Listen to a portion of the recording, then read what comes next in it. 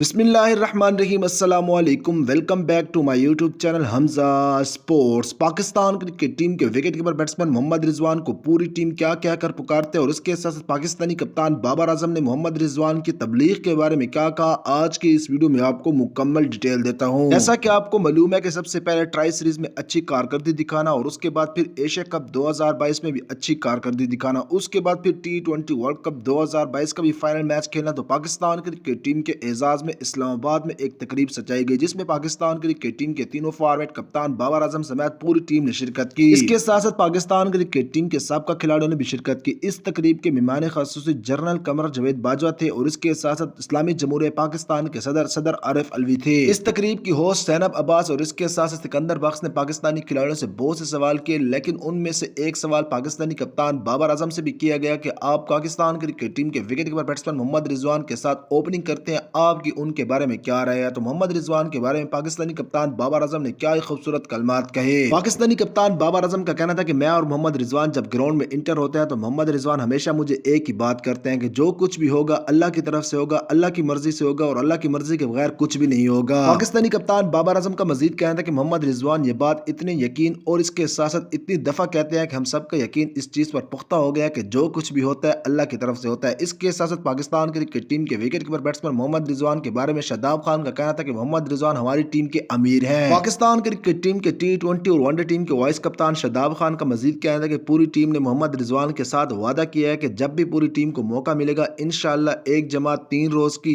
या फिर इसके साथ साथ 10 रोज की हमारी टीम जमात निकालेगी और पाकिस्तान के कुछ शहरों में जाकर तबलीग करेगी। अल्लाह ताला से बस यही दुआ है कि अल्लाह ताला हम सबको अपनी राह में कबूल फरमा ले और हम सबसे दीन का काम ले ले। आप सब ने कमेंट बार में आमीन जरूर लिखना है। कहते हैं कि इस दुआ पर अगर 40 लोग मिलकर आमीन कह दें तो दुआ हर हाल में कबूल होती है। तो इसलिए आप सब ने कमेंट बार में आमीन जरूर लिखना है और इसके साथ साथ इस वीडियो को लाइक करना है, चैनल को सब्सक्राइब करने के साथ साथ बेल के आइकन पर क्लिक कर देना है।